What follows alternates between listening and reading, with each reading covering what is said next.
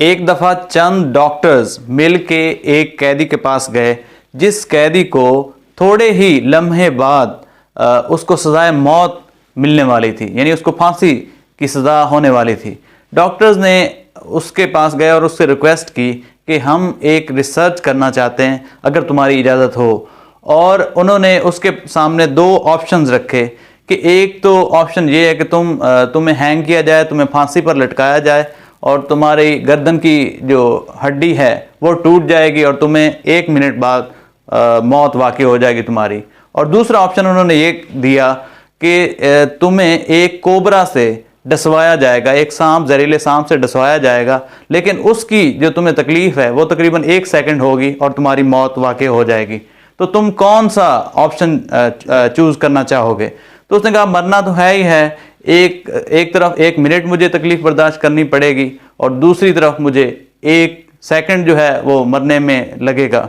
तो उसने कहा कि फिर मैं मरते मरते एक अच्छा काम ही कर जाता हूँ, आपकी रिसर्च जो है वो कंप्लीट करवा जाता हूँ और मुझे कोबरा से ही डसवा दें।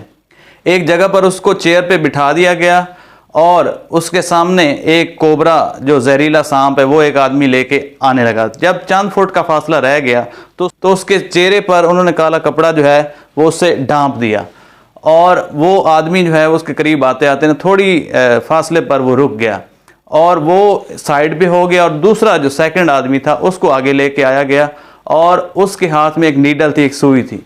वो जब उसके करीब आया और उसने उसके जिस्म में एक वो सुई जो है थोड़ी सी चुभो दी और उस चुभोने के बाद फ़ौरन ही उसकी मौत वाक़ई हो गई।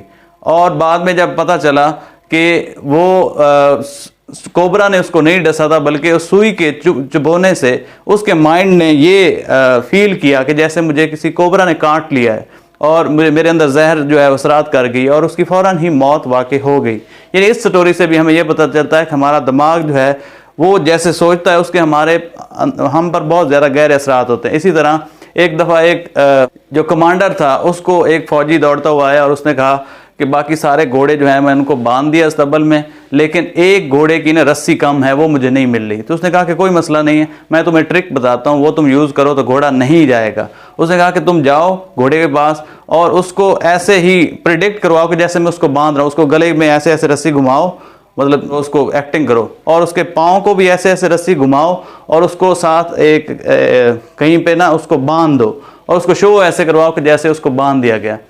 तो ऐसा ही उसने जाके किया और उसने देखा कि सुबह तक वो बाकी घोड़ों के साथ वो वहीं पर खड़ा रहा और जब सुबह दूसरे घोड़ों को चराने के लिए लेके गए तो वो घोड़ा उसी तरह खड़ा रहा। तो उसने कहा कि मैं तो हैरान हो गया हूँ, अपने कमांडर से कहा कि वो घोड़ा अभी जा ही नहीं रहा। तो उसने कहा कि जाओ और उसकी रस्सी खोलो, उसी तरह एक्टिंग करो। उसने गया और दोबारा उसने उसको रस्सी उसकी खोली, उसके गले से ऐसे ऐसे हाथ घुमाया और उसके जहाँ पर वो बांधते थे उस पर भी हाथ घुमाया, तो घोड़ा जो है वो भागने लग गया।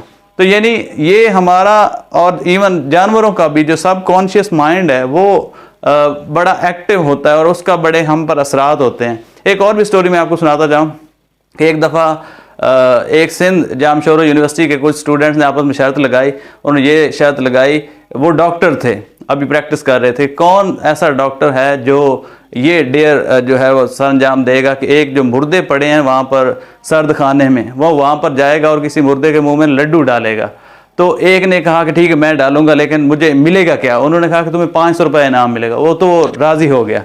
तो वो जब जाने लगा तो उसके जो दूसरे दोस्त शरारती थे उनको भी शरारत सूझी और उसमें से एक जो दोस्त है वो अपने मतलब एक मुर्दे का गेटअप करके वो भी उनके साथ लेट गया, मुर्दों के साथ। तो वो जो दोस्त था एक डॉक्टर जिसकी शर्त ये थी कि उसने मुर्दों के मुंह में लड्डू डालना था, वो गया, उसने एक के मुंह में लड्डू डाला, उसके बाद दूसरे के मुंह में लड्डू डाला। जब तीसरे के पास गया तो वो उसका दोस्त ही था जो एक्टिंग कर रहा था मुर्दे होने की। जब उसके मुंह में लड्डू उसने डाला तो उसने खाना शुरू कर दिया। जब उसने खाना शुरू किया और बोला कि मुझे एक और दो, जब उसने कहा कि मुझे एक और दो तो वो वहीं पर उसको अटैक हुआ और वो मर गया। यानी उसके दिमाग ने ये फील किया कि जैसे कि मुर्दा जिंदा हो गया। यानी ये जो सबकॉन्शियस हमारा माइंड है ये बड़े अजीब तरीके से काम करता है और हमारा जो खौफ है, जो अंदर का खौफ है, वो अगर हम पर हावी हो जाए तो उसके हमें बहुत नुकसानात भी उठाने पड़ते हैं।